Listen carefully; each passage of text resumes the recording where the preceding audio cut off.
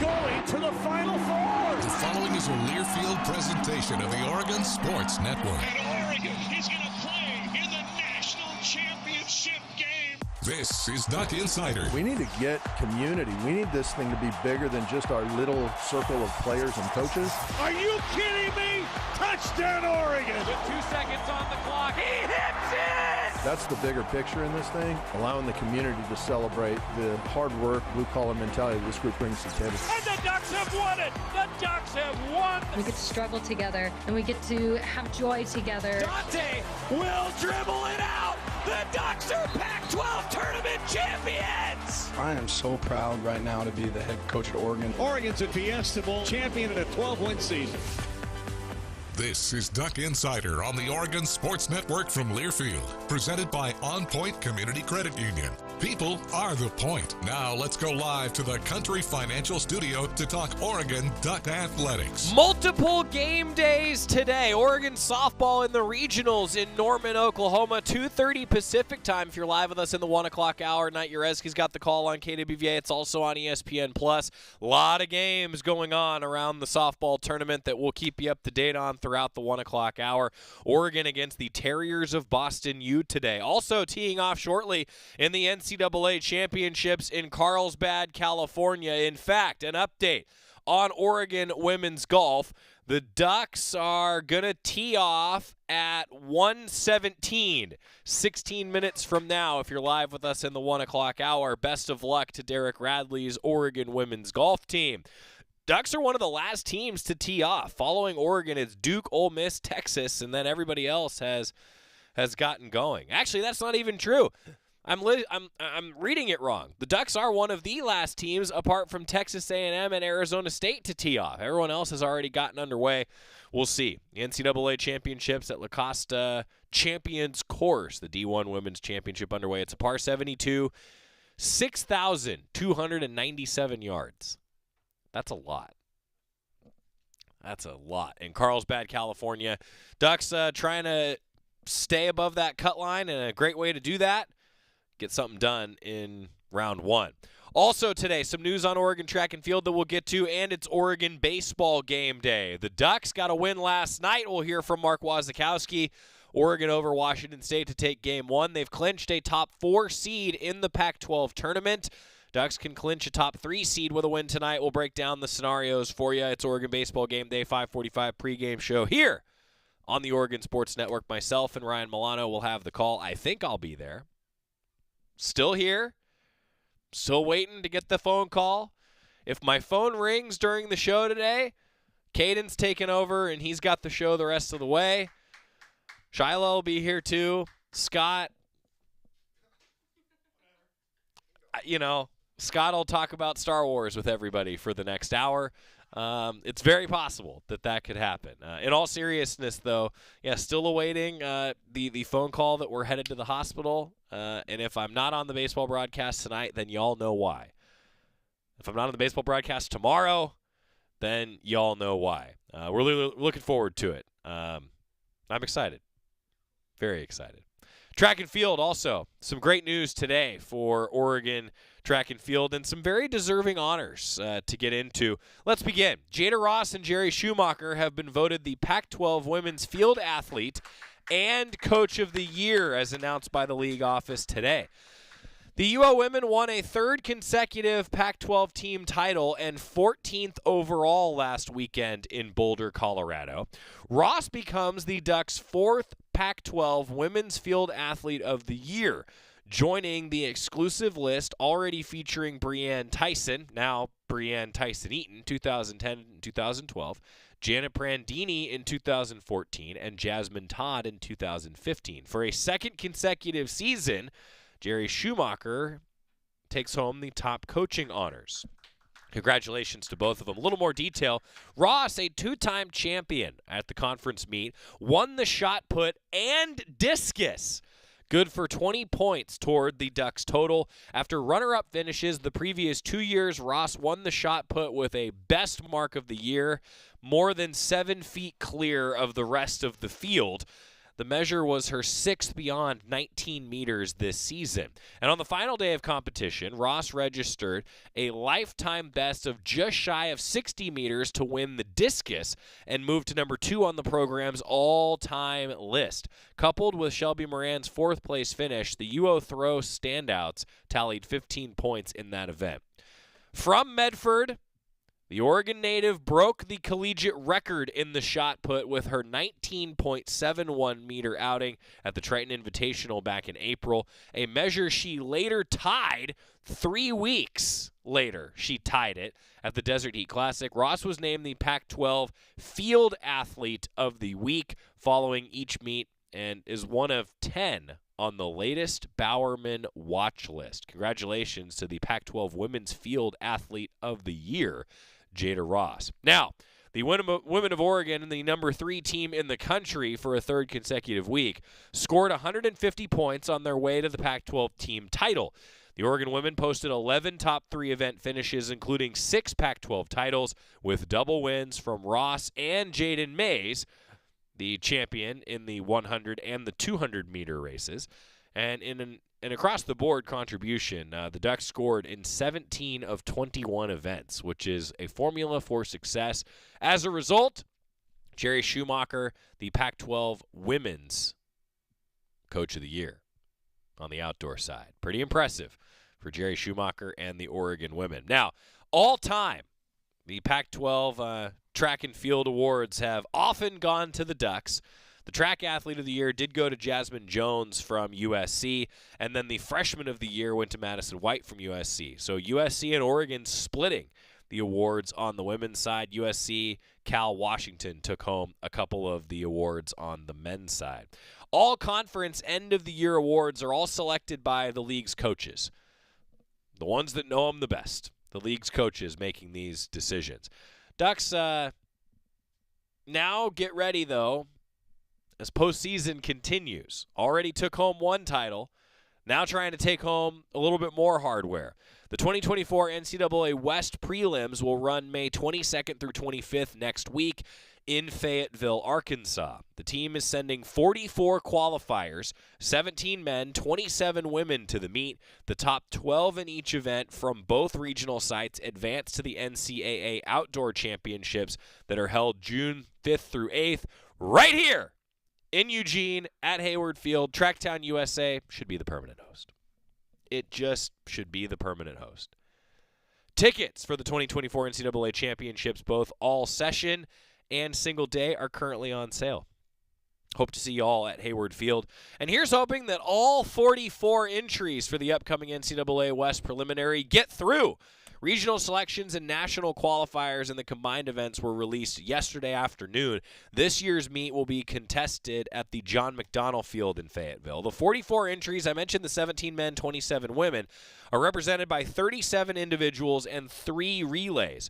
Oregon will have 4 competing in 2 individual events, with Jaden Mays in the 100 and 200, Devin Hart in the 5,000 and 10,000, and Jada Ross will compete in the shot put and the discus. Shelby Moran will compete in the hammer and the discus. Oregon will have a trio of entries in 3 events.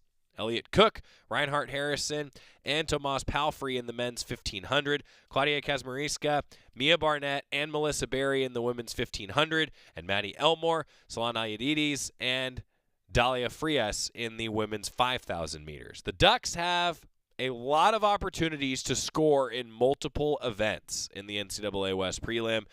And just taking the example from the Pac-12 championships last week, they scored in 17 of the 21 events. Big reason why they pulled away from the field. Yeah, it's nice to have the double entries, but when you can have athletes that can score in multiple events, man, that's when you can start to really build up some points. To mirror the format in the national meet, the preliminary rounds will be contested over 4 days this year, alternating men's and women's programs. Why is that so important? For a team like Oregon that has multiple athletes competing in multiple events, you might have a day in between to get ready. It's not back-to-back days like it used to be in the national meet, and the prelims are following suit with that. For a second consecutive season, the Ducks multis duo of Raphael Rapp and Taylor Chosak earned NCAA spots in the decathlon and heptathlon, respectively. The UO men have had at least one decathlon entry in 15 of the past 16 NCAA meets. Isn't that amazing? Now, I mentioned the multi-events because those are a little bit more spread out in general, right? Those will go over that multi-day format. The East preliminary, if you're wondering, will be in Lexington, Kentucky. The top 12 in each event from both sites qualify for the 2024 NCAA Outdoor Championship. So again, the top 12 in each event from both sites will qualify. So then you end up with, after the West and the East, all coming here to really the West, Eugene, Oregon. Pretty exciting when you get to this point in the season for track and field. And, you know, you want to have as many qualifiers as you can, but you read 44 entries in the upcoming prelim. And, again, here's hoping that all of them make their way through, makes the path to a national championship a little bit easier. And certainly with the women qualifying 27 and the men qualifying 17, you like the women's chances, especially looking around the country, one of the higher marks around the country for total entries in the prelims, and then coming up at Hayward Field June 5th through 8th. God, gets fun at the end of the year. It's Oregon Baseball Game Day, and when we come back, we're going to talk through the scenarios, everything that happens around Oregon baseball. Congratulations again, though, to the Coach of the Year, Jerry Schumacher, and the Women's Field Athlete of the Year in the Pac-12, Jada Ross. More coming. Duck Insider talking baseball on the horizon on the Oregon Sports Network from Learfield. As a local community credit union founded by teachers, OnPoint is committed to supporting the students and faculty at the University of Oregon. And on game day, we're right there with you, on the field, in the bleachers, and in the classrooms. Drop by our local branch today and discover the many ways OnPoint can help support your financial well-being. OnPoint Community Credit Union. People are the point. Federally insured by NCAA. Equal housing opportunity. Hey Duck fans, we're all about protecting our home turf here in Eugene. You should do the same for your home with Country Financial Insurance. Most home insurance doesn't account for inflation, but with Country Financial, yours can. If something happens to your home, make sure you can rebuild the same house in the same place. Call a local representative or 866-COUNTRY and get a solid defense for your home. Home insurance policies issued by Country Mutual Insurance Company, Country Casualty Insurance Company, or Country Preferred Insurance Company, Bloomington, Illinois. Property must meet age and condition requirements, which vary by state. Your daily dose of Oregon athletics. This is Duck Insider from Learfield.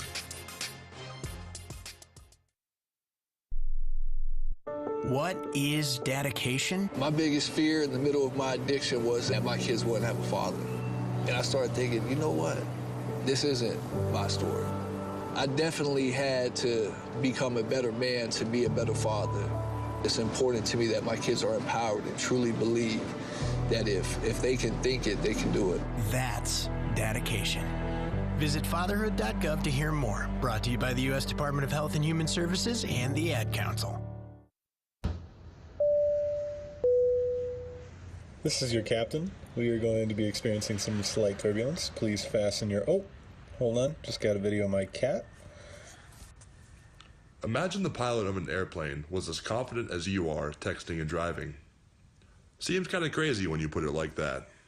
Visit StopTextStopWrecks.org. A message brought to you by the National Highway Traffic Safety Administration, Project Yellow Light, and the Ad Council.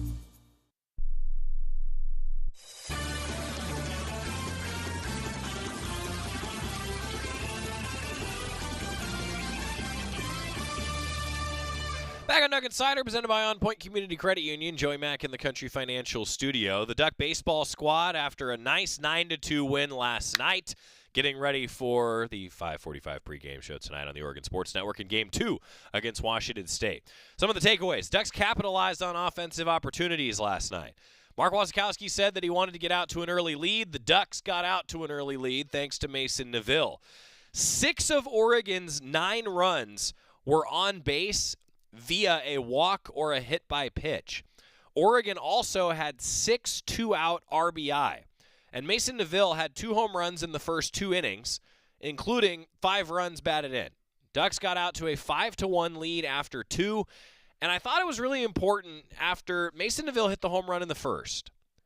Washington State got one back in the second.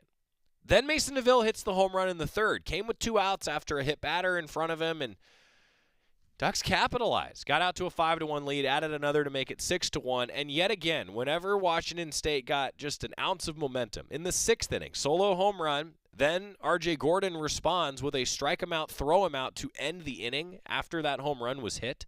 Later on, I should say, in that inning. Ducks then got a 3 RBI double from Jacob Walsh in the bottom half of the 6th inning. And really, every chance Washington State had, the Ducks just threw a punch right back. That's so important when you look at the line score, especially when you're at home. If the road team scores first, road team scores in the top half of an inning. If you come back and score in the bottom half of an inning, that's how you maintain momentum. That's how you ultimately pull away and win a baseball game. 9-2. Ducks took advantage of the opportunities that they had. And how about Mason DeVille? Those were home runs number 13 and 14 on his season. It moves him into a tie for 6th on Oregon's single-season home run list. The 2-home run game was DeVille's 2nd in the last 9 games. Multi-home runs in 2 of the last 9 games for DeVille. And I think back to when we were discussing how Mason DeVille was such an enigma in terms of, not even an enigma, maybe an example of modern baseball and sabermetrics. His batting average is right around the Mendoza line of 200, but he had an OPS of nearly 1,000 because at one point this year, 16 of his 21 hits went for extra bases. He's got 14 home runs. When he hits it, it goes a mile. And the change in his game, last week, he had a 16-pitch at bat because he fouled off so many pitches in one of the matchups against Washington. He was actually down in the count in both circumstances that he hit the home run last night. Fouled off some pitches, and it didn't matter that he didn't have count leverage.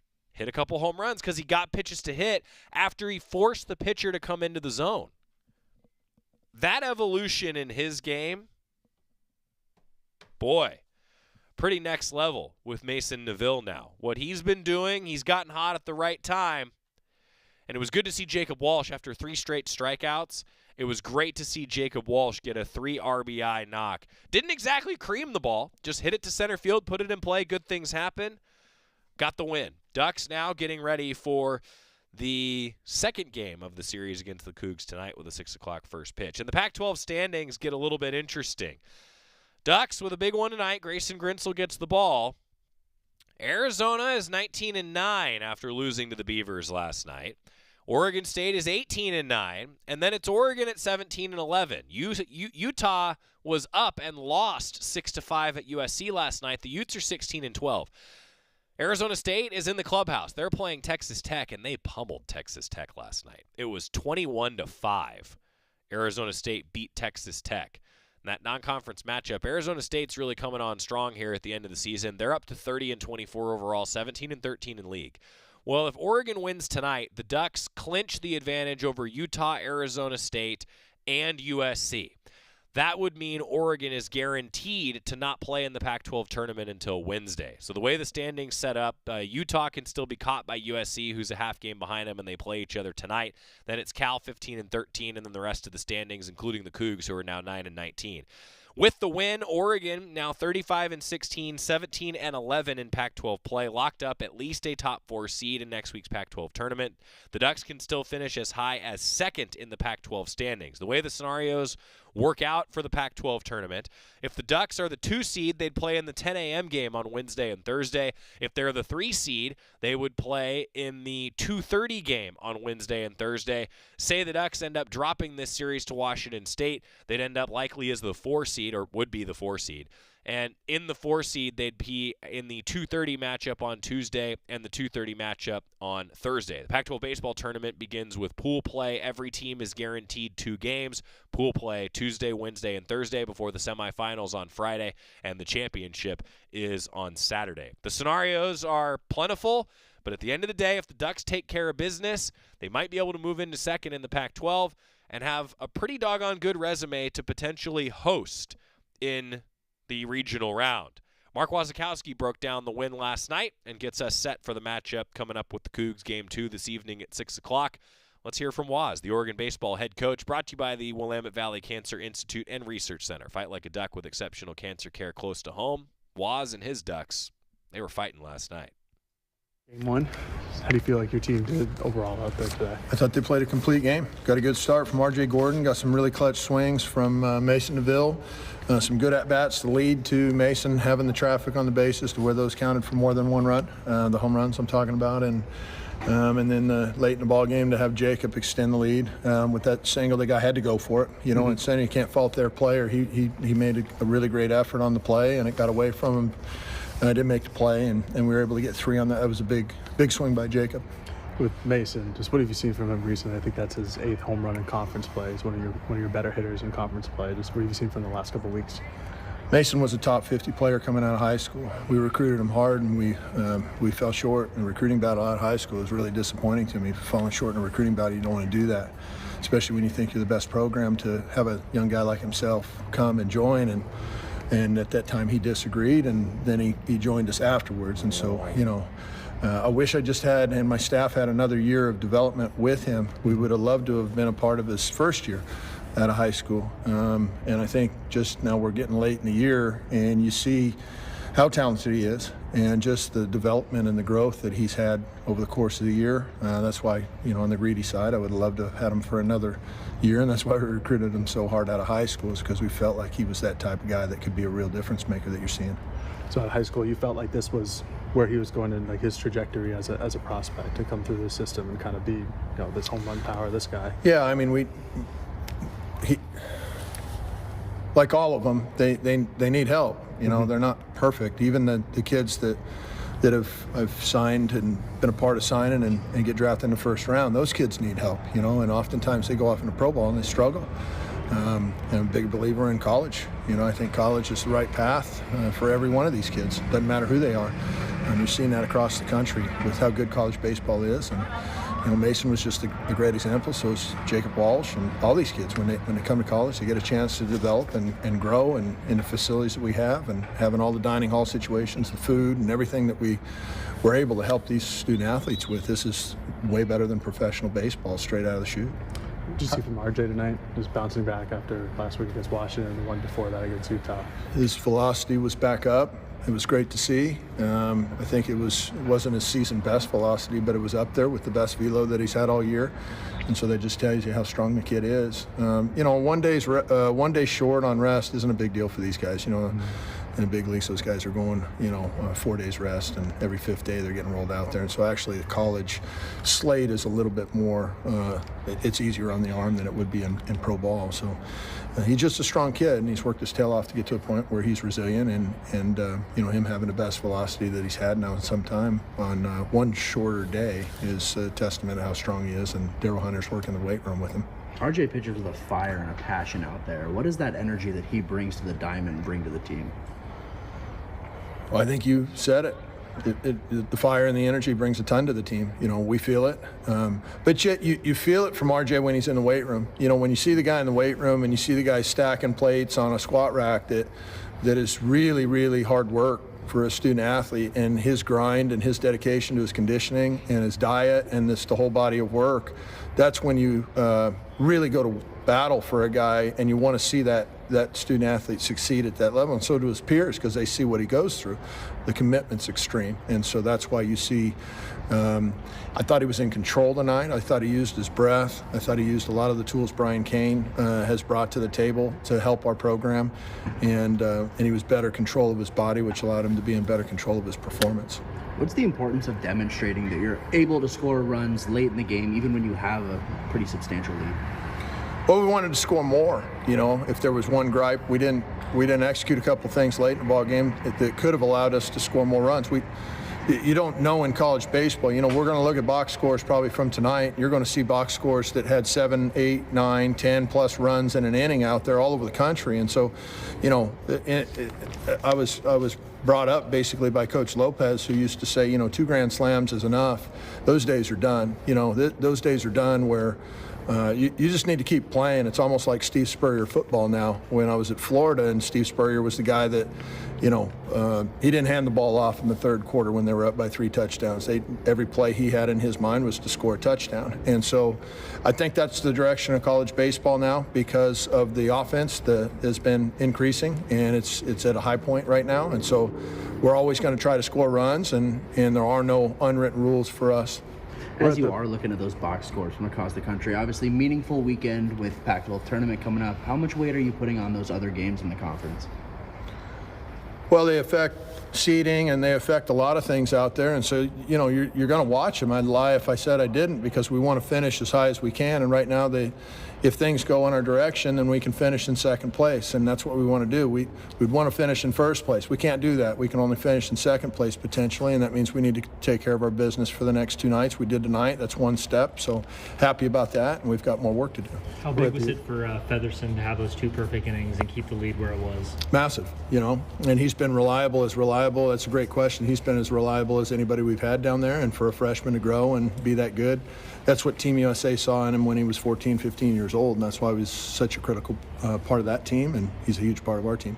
Coach, I want to go back to the beginning of the game where Mason hits that first home run. How does that energy and momentum change your dugout going forward throughout the game? Tremendous. Another good question. Grant Taylor's up for Pitcher of the Year in the Pac-12 Conference. That wasn't an easy pitcher to break down. And somebody can go, well, Washington State's record hasn't been great in the league. Well, Grant Taylor is up there in the league's leaders of strikeouts, and he's an old guy. He's a 5th-year senior, maybe even a 6th-year senior, and his stuff's been dominant. I think he struck 17 hitters or 18 hitters out earlier in the year against Washington on the road. I mean, this guy's the real deal. And for us to be able to break him down, Mason to get that swing, that was a real big swing and a big win for the Ducks. What were your thoughts on Thompson's work behind the dish today, and what do you expect from him going forward? What do you hope to see? Well, I thought he had a couple of good swings, and then defensively, I think you're referring to, he caught a win. That's the first objective of the catcher. He made a tremendous catch against the backstop on a pop-up. He had that strike him out, throw him out with RJ on his last pitch that he threw. It was a fastball that struck the guy out on, and Bennett threw the guy out at second base. He's a team leader. He's a guy that's been in the seat. Him, Jacob Walsh, Drew Smith, and Betcher, I think, are the only ones that have been in our uniform that were really big contributors at that Super Regional last year. And so to be able to have an experienced guy like Bennett, I think that's why he elevated his game tonight like he did. I thought that was a really insightful question. He played really well, and it helped our team win probably as much as anybody. Opponents stealing bases this year are below 50%. Being successful in stealing bases, what's kind of like the work and the improvement you've seen from your catching tandem this year? Well, it's Coach Marter with the catchers. It's also Coach Hawksworth with the pitchers. Their picks are more competitive. Their leg times have been a real emphasis on leg times and shortening up the leg time from the time that the pitcher starts to the time the ball hits the catcher's glove. It's more of a complete body of work, and I think it's hard to steal when there's no loose ends, and the coaching staff has really worked to see that happen, and they're doing a nice job with that. You talked about a complete game being played by your team. Offense and defense were both very dominant. How do you keep that going forward moving into the Pac-12 tournament? Just the complete game's a result of the work they're putting in between games and before games, and so the practice time leads to what you see, the completeness of the game. So just to continue to do our work the right way. Well, that was Mark Wazakowski, and we just had a special guest walk into the studio, so I'll have to do a proper introduction when we come back. The Ducks in action tonight. It's the Ducks' birthday. Maybe more importantly, though, it's Big Country's birthday tonight. Brock Moore, he's celebrating a birthday today. The Ducks, though, will celebrate the Ducks' birthday tonight. I asked Mark Wazakowski in his office this morning if he had any advice for the Duck on the first pitch. He said, "I don't care where it goes as long as we win the game." I'm not sure if that was advice for the Duck or advice for his team, but that was the advice that I got for the Toyota Coaches Corner coming your way tonight. 5:45 pregame show, 6 o'clock first pitch. Ducks, game 2 against the Cougs. When we come back, a pro Duck going to join us on the Oregon Sports Network from Learfield. Summer's here, and with a new Toyota, you can make the most out of summer with all your friends. Most of my friends happen to be four-legged. Your summer starts here, but it all ends June 3rd. Toyota, let's go places. Dealer inventory may vary. See your participating Toyota dealer for details. As a local community credit union founded by teachers, OnPoint is committed to supporting the students and faculty at the University of Oregon. And on game day, we're right there with you, on the field, in the bleachers, and in the classrooms. Drop by our local branch today and discover the many ways OnPoint can help support your financial well-being. OnPoint Community Credit Union. People are the point. Federally insured by NCAA. Equal housing opportunity. Summer's here, and with a new Toyota, you can make the most out of summer with all your friends. Most of my friends happen to be four-legged. Your summer starts here, but it all ends June 3rd. Toyota, let's go places. Dealer inventory may vary. See your participating Toyota dealer for details. You're listening to Duck Insider. Duck Insider on the Oregon Sports Network from Learfield. I'm Chris Jakimick. I served in the United States Air Force, and I deployed 3 times. So in 2017, I was serving as an Air Force First Sergeant. Our motto in that role is "My job is people, everyone is my business." But unfortunately, in that year, I would lose my own brother, Lance Corporal Adam Jakimick, to suicide.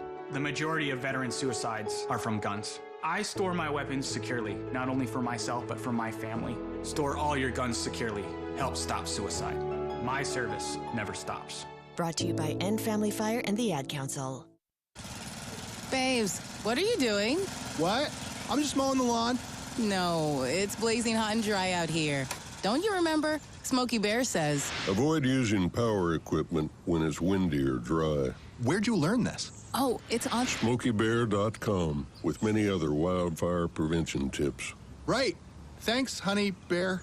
Because remember, only you can prevent wildfires. Brought to you by the USDA Forest Service, your state forester, and the Ad Council.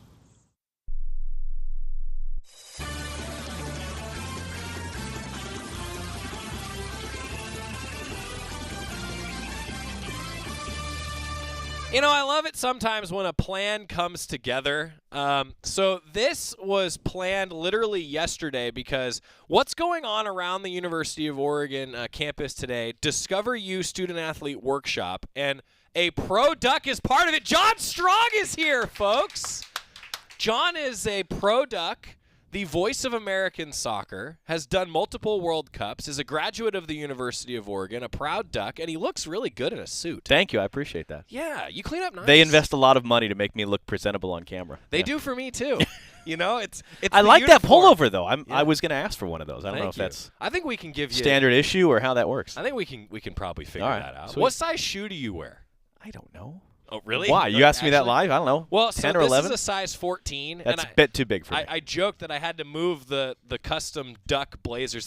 Duck's birthday, by the way, because otherwise I can't how do see we? John's So how face. do the duck birthday thing? Is that like just an arbitrary date that we've put out? How do you? So it's a great question. How do you quantify such It's things? a great question. If you join us tonight at 6 o'clock across the Oregon Sports Network for Oregon and Washington State baseball, we'll get into that. Because, yes, it's an arbitrary day. It's basically just whatever is one of the last sporting events in May, and Makes then sense. we pick a day. Yeah. The real question, though, and this is going to be a hardcore investigative report. Are we still talking shoes, or we've moved on? How old is the duck? Oh, how old is the duck? I mean, what are we defining it by? Good question, John. See, that's the journalism answer right Yeah. there. So what do we mean by the duck? Were you in school when the university did the campaign of that his name is the duck, not Puddles? Was that a couple years after you graduated? I think that was after I left. I was at the game where they hatched the bionic duck out of the egg at Autzen Stadium. Oh, good, Robo Duck. Wow, you were there. An audible groan from the back of the studio. Yeah, not good. But I don't recall that being a specific thing. Okay, so there was a whole campaign because somehow everyone thought that his name was Puddles, but that was the live duck. That was the live duck that the fraternity brought from like Millrace Pond and all that. See, there you go. See, and now there's back before we had standards for animal rights and things like that. It's like, let's Exactly. grab a duck and just bring him to a basketball game. Why not? And he, Matt Court was fun. Yeah. Right? Matt Court. Do you have any favorite I memories from snuck into Court? Matt Court when I was here. I hope I don't have someone walk in and arrest me. I was here in November. One of my nephews lives in Minneapolis. Okay. Wants to come to Oregon. So I brought him down. He did a tour. And my aunt, who I didn't realize was a part of like the original Oregon volleyball team before it was like a full NCAA sanctioned sport in the late 70s, early 80s. We snuck into Matt Court. And we actually, like, on the court, both of us, because my experience as a student here, I have actually more emotional connection to Matt Court than I do to Autzen in a lot of ways from my time as a student. And for her long-time association with Oregon, that was the most fun, like, 10 minutes, was just standing in that arena, looking around and just thinking about – and Matthew Knight Arena is an incredible building, but Matt Court and that building and the nights that I would spend there, and my joke I always make is that had there been any sort of a match lit on something and any sort of we were all going to die. Like, there was no way you're going to evacuate people from that thing. And that is why Matthew Knight Arena now exists. Yes. But no, it's one of the many things when I do get the chance to come to campus, and I felt this last night driving in. I felt this today walking around. There's so much of my life, from when I was a kid through being a student, that is invested emotionally in this part, the athletics campus, and all of my early broadcast work, the academic campus, Matt Court, all of those things. And so I can't express to people how special it is, because I don't get to come down all that often. Yeah. When I do, just to think about what it is to be a Duck. I always say I'm not a Duck fan, I'm a Duck, and there's an important specific difference. Agreed. It's amazing. Like, you and I have talked about this off the air, that I've had opportunities elsewhere, and this is home. Yeah. That's just how it feels, and it's hard to rip those roots out. I campaigned for you live on the radio, actually, recently. I didn't bring this up to you, but on another show recently. We'll talk about this later, but it made me think of that. Yeah. Okay, great. Should I look forward to this conversation? I don't know. Hopefully. Okay, great. John Strong joining us. You got to give fans. So I've made you do this before, like the 2-minute life story. Well, now when it's been a while since you've come on, I make you do your 30-second life update. So what's happened for you lately? World Cups when they come up. I spent last summer in Australia, which was super fun. In fact, Luke Dunn, who I think is the punter, right? So he was at my table at this event. And we were talking about Australia and all that, and I asked him what was his AFL team growing up, Aussie Rules football. Oh, yeah. And his eyes lit up, because I know Aussie Rules, and I went to games, and we were talking about all this, and he couldn't have had more fun with that. Fairly quiet spring work-wise, long story why, but my wife and I, and my wife Nicole, who was an assistant coach of the Oregon soccer team, she couldn't be more overqualified to be coaching our 6-year-old daughter, but I'm her assistant. And our son, I brought my son to the Oregon State football game in November. His first time at Autzen, we came and visited you guys. That was so special for me. He's become a Duck fan. Nice. Maybe going to be a Duck? We'll see. I mean, he says that. I'm like, listen, go where you want to go. I'm not going to force you. Like, if you want to go on your own. But to bring him to Autzen for the first time was so special. I can't tell you, by the way. So my dad's from Colorado. Our extended family has 10 Denver Broncos season tickets that date back to the 1970s. Wow. So the original 2. My entire extended family is over the moon about, certainly Bo Nix in particular, but to have Ducks coming to the Broncos now, that's incredibly exciting for us. And then, in a couple weeks, I'll be leaving for a month for Copa America live on Fox. There you go. Christian Pulisic in the U.S., Lionel Messi in Argentina. And I will once again travel the country wearing my green Oregon Nike sneakers. I wear my Duck hat everywhere. It's a running joke at Fox that it's like, oh, it must be John Strong. Someone's wearing Duck gear. Well, that's great. You're a walking brand ambassador. It's my home, and I take such pride in it, athletically, academically as well. Yeah, I'm with you. John Strong, so put up the graphic if you could, Caden. So Caden's a big soccer fan. He identified you as the voice of the Timbers once upon a time. People forget that. I had another Atticus, spacing on his last name. Okay. From the football team, came up and introduced himself today, and he's like, I grew up listening to you. I'm a Timbers fan. I'm like, that makes me feel so old, but I love it. That's terrific. There you go. Well, so Caden did the same, and so he asked, well, how should I put the lower third? So lower third, like we identify, we font people. I said Pro Duck and Voice of American Soccer. That's still a proper title for you, right? Former voice of Oregon women's soccer. See? Oregon women's lacrosse, Oregon softball. Yeah. Campus radio online. Yeah. You betcha. Called the first ever Oregon lacrosse game ever played. From a photo deck 30 feet up the side of the back of the Mo Center, behind the goal, behind the scoreboard, in the rain. And I didn't know the rules of the sport. Yep. So the whole second half, it's like, someone scored again, I guess. Yeah, that was a rough process. You'd be proud, though, of what Jess Drummond, an Oregon alum, did in her first year. Lauren Anderson, who's on the coaching staff, was a part of that event. We were talking about that. Good season, winning record again, trying to push that back in that direction. That was very exciting to see. Atticus Sappington, by the way, for those wondering.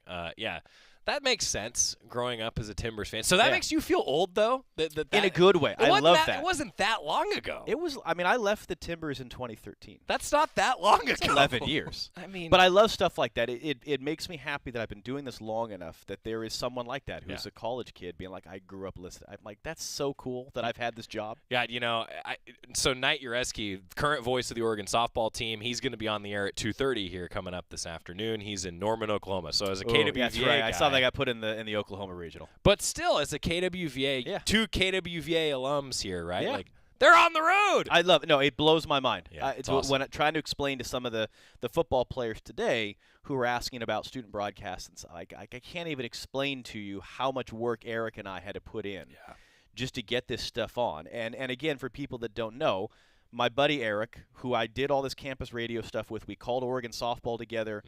He was the voice of Oregon volleyball. And every summer, including again this summer, he's standing on my left. World Cups, Qatar, Russia, Australia, you name it, doing stats and spotting and things like that for us. It's so cool. It's awesome. And that's a family connection at this point for you. He is a part of the family. Yeah, he's Uncle Eric to the kids. Yeah. But that's what I love is we take what Oregon is and we're showing the world this is. And I told the football players this, that, there's no place better than Oregon. There are some great schools. There's no place better than Oregon if you want to be a college football player and you want to enjoy your college football experience and you want to maybe make the next level. Oregon is as good as any place in the country. It's only getting better. The same is exactly the case if you want to be a sports journalist, a sports broadcaster. We have everything you need here at the U of O SOJC. Well, hey, that's quite the stamp of approval from John Strong. Okay, I got to get a timeout if you can stick around for another segment. So we're going to talk about what actually you did today and why you're in town. We'll get there. Cool. It's pretty cool for student-athlete development. When we come back, John Strong with us on the Oregon Sports Network from Learfield. Summer's here, and with a new Toyota, you can make the most out of summer with all your friends. Most of my friends happen to be four-legged. Your summer starts here, but it all ends June 3rd. Toyota, let's go places. Dealer inventory may vary. See your participating Toyota dealer for details. Hey Duck fans, we're all about protecting our home turf here in Eugene. You should do the same for your home with Country Financial Insurance. Most home insurance doesn't account for inflation, but with Country Financial, yours can. If something happens to your home, make sure you can rebuild the same house in the same place. Call a local representative or 866-COUNTRY and get a solid defense for your home. Home insurance policies issued by Country Mutual Insurance Company, Country Casualty Insurance Company, or Country Preferred Insurance Company, Bloomington, Illinois. Property must meet age and condition requirements, which vary by state. Summer's here, and with a new Toyota, you can make the most out of summer with all your friends. Most of my friends happen to be four-legged. Your summer starts here, but it all ends June 3rd. Toyota, let's go places. Dealer inventory may vary. See your participating Toyota dealer for details. This is Duck Insider, presented by OnPoint Community Credit Union on the Oregon Sports Network from Learfield. Wouldn't it be great if life came with a remote control? You could hit pause when you needed to, or hit rewind, like that time you knocked down that wasp's nest. Uh-oh. Well, life doesn't always give you time to change the outcome, but prediabetes does. With early diagnosis and a few healthy changes, you can stop prediabetes before it leads to type 2 diabetes. To learn your risk, take the 1-minute test today at doihaveprediabetes.org. Brought to you by the Ad Council and its prediabetes awareness partners. When might you be buzzed? When you suddenly love everything. You guys! I love this song! I love these nachos. I love our kickball league! Ugh! I love this guy! What's your name? You know what I'd love? A ride when it's time to head out. If you see a buzzed warning sign, call for a ride when it's time to go home. Buzz driving is drunk driving. A message from NHTSA and the Ad Council. I love your car. Is this real leather?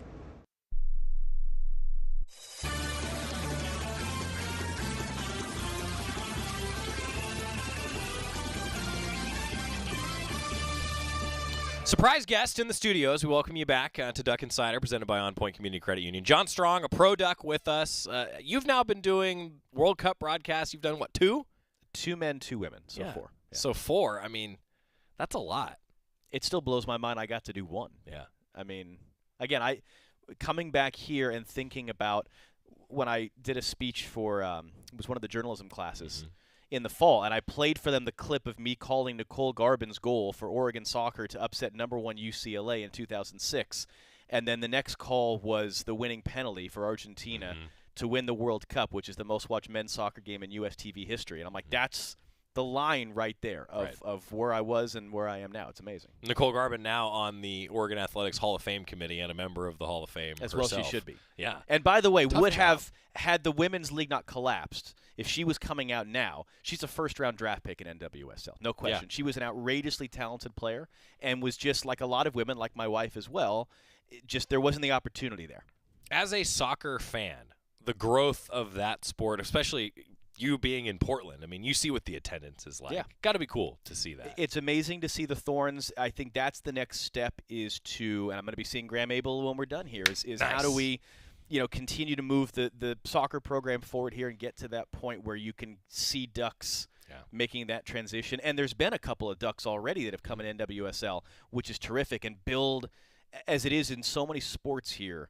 And I think people, if you're watching this program, you probably are aware of all the sports and how successful they all are and continue to lift, soccer and lacrosse, which are near and dear to my heart, to continue to be at that high level. And it's one of the things that gives me great joy is how this is a place that cares about all the sports programs. It's not just football and men's basketball. Every team is given the resources and given the platform with a show like this, which I love. Well, I appreciate you saying that because that's one thing that I think about a lot, that we're very unique in that we have a daily program like this, and it's not just a football coaches show. That's kind of the formula of the last 50 years around college athletics, right? You have the game broadcast, then you have the football coaches show, maybe a basketball coaches show. We get to do essentially a coaches show for every sport. I love that. That's why I love it too. I mean, I don't know if you're the same because you've become so specialized, at least professionally in soccer, but selfishly, I like that I get to do play-by-play for multiple sports and I get to do a talk show. That's what I liked when I was here. And we would do that with Quack Smack on the student radio station, KWVA, is we didn't really bring football players on because it's like they have their platform.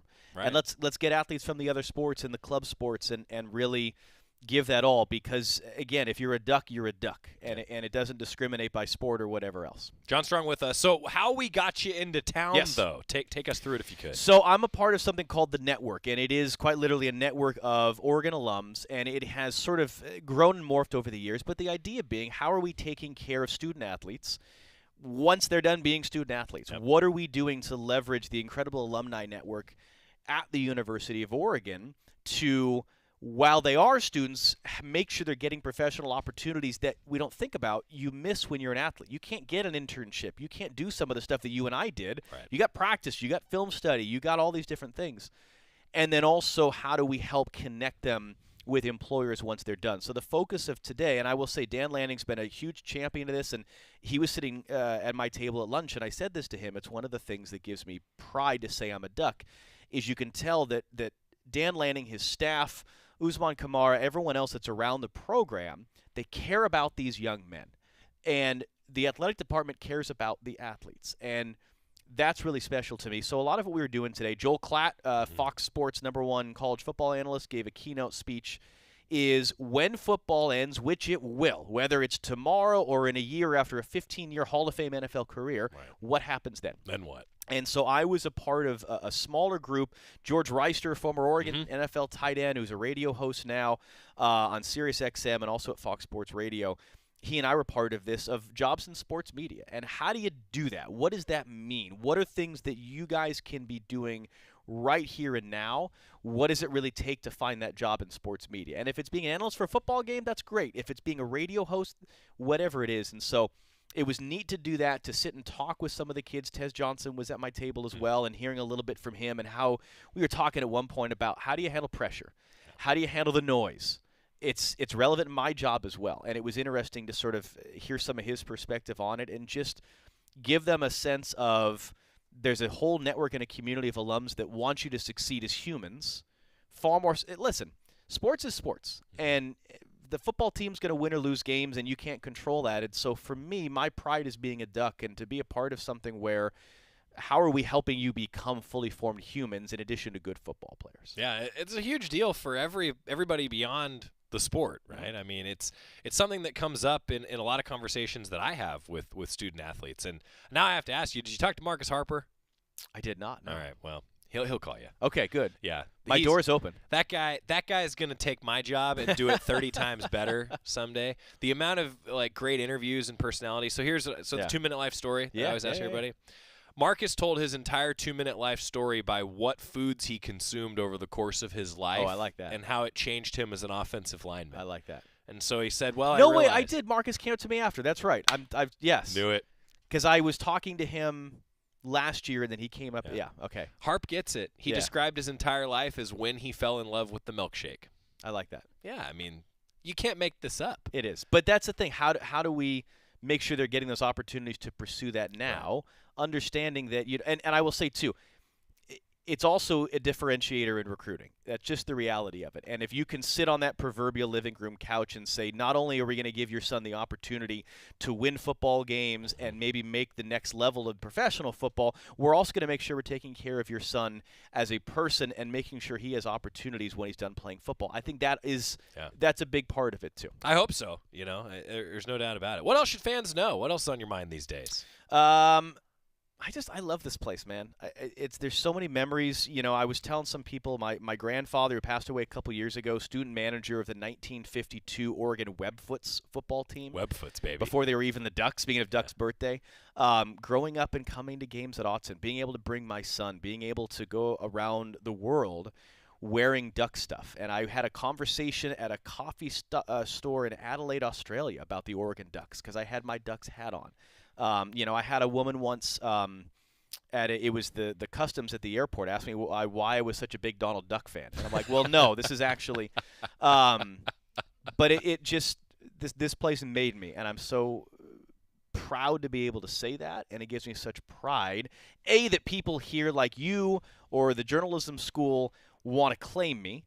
Is very special, and then I can also go out and tell people around the country, around the world, how special this place is. And there are situations too where I come up to kids and I want to be a broadcaster. I'm like, well, you should consider Oregon because Oregon is as good a spot as any. So that type of stuff is really special to me, to remember not just my association as a kid as a Duck fan, growing up in a Duck family, but what I was able to accomplish here in school and what I've been able to do since. There's no better joy for me. Yeah, this is why you and I get along. I couldn't have said it better myself. I appreciate that. John Strong, pro Duck, voice of American soccer. Can I just say voice of soccer now? Do we have to just say American? I don't know. I mean, if you're doing World Cups, it's multiple things, But you're violating one of the tenets of the event today. Oh. Who you are is not what you do. That's true. So what I am is husband and father and bald guy. The voice of whatever. That's how I pay the bills. Actually, you're a Duck. I'm a Duck. There it is. In the truest sense of the word. So if we update the lower third for next time, just put Duck. Duck, bald guy. Increasingly gray beard every year. Looks good. I appreciate that. Yeah, it looks good. I blame my children. How much? I don't know. I don't see a clock. How are we up? Do we have a specific time that you hit here? I have 37 seconds. Do I need to tell another anecdote? Or are you good? Sure. Okay. Any advice for being a father of two? Sleep now. Trying. It's not addition, it's multiplication. Okay. But each kid is completely different. Yep. And you're going to build a different type of relationship with each kid. That's a really special thing. Good advice. Yeah. We can still run man-to-man defense. You can. That was the goal. Yeah. You'll still find yourself in zone moments. Don't worry. Oh, yeah. That was me 2 weeks ago. Yep. No doubt. John Strong with us. So we're going to get a timeout. I'll come back, a full weekend preview for you coming up. Oregon softball postseason, baseball postseason on the horizon. More coming on the Oregon Sports Network from Learfield. As a local community credit union founded by teachers, OnPoint is committed to supporting the students and faculty at the University of Oregon. And on game day, we're right there with you, on the field, in the bleachers, and in the classrooms. Drop by our local branch today and discover the many ways OnPoint can help support your financial well-being. OnPoint Community Credit Union. People are the point. Federally insured by NCAA. Equal housing opportunity. At Shadow Hills Country Club, we're more than just an award-winning golf course and practice facility. Our events team offers all-inclusive event pricing that allows us to take care of all the details while you enjoy your event. Our indoor and outdoor venues offer you a wide variety of fully staffed options that put the focus on you. From weddings to business and social events, at Shadow Hills Country Club Events Center, you get the benefits of a resort atmosphere and amenities in a peaceful country setting, just minutes from downtown Eugene. Call for a tour today or visit shadowhillsevents.com. More Duck Insider coming up on the Oregon Sports Network from Learfield.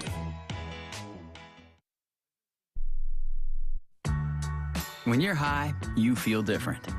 You think different, you talk different, you draw different, you listen to music different, but you probably knew that. Problem is, you also drive different, and not in a good way. That's why driving high is illegal everywhere. So if you're high, just don't drive. Make a plan to get a sober ride. Because if you feel different, you drive different. Brought to you by NHTSA and the Ad Council. Sometimes I just cannot believe all the storms we've gone through here. I can only hope that we'll be able to leave this house to you one day, baby. You're our legacy. Planning for these disasters will make sure we're safe, and is the best way to protect that legacy. Protect your legacy. Visit ready.gov/plan for the tools and tips you need to start your emergency preparedness plan today. Brought to you by FEMA and the Ad Council.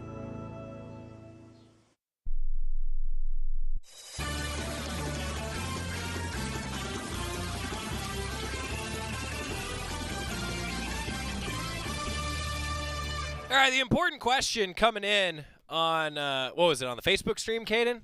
Facebook stream? Who we picking for the Preakness on Saturday? Well, you got to go with Mystic Dan, am I right? I mean, you know, the script just writes itself. I got to put my desk back together here. This is wild. Thanks to John Strong, though, for coming and chatting. Yeah, John came down as part of that event, the Discover You Student-Athlete Workshop going on today. We do it more increasingly, but really every year, and I'm really glad that it's a thing. I appreciate John and everything that he said. John and I have known each other a long time now because once upon a time, John was the sports director at KWVA, and then about 8, 9, 10 years later, I was the sports director at KWVA. So we've stayed in touch as a couple ducks in the broadcast industry, and always nice to talk with him. Baseball coming up tonight. The Ducks' birthday. Celebrate another flight around the sun for the Duck. Happy birthday to the best mascot in college sports. First pitch, 6 p.m. You don't want to miss it. Saturday, tomorrow, senior day, noon. And also today, the Ducks are in the game. A lot of information coming out about EA Sports College Football 25. Ducks made the debut in the trailer, and in honor of the Ducks' birthday, it was the Duck on the Harley peeling out at Autzen Stadium. Love it. Ducks will be in the game. I'm thinking that we're going to need it in the studio. I think we're going to have some competitions on the TV in the studio. All in favor? Aye. Good. Everyone that's here in the studio voted. I think we're set. Women's golf has teed off.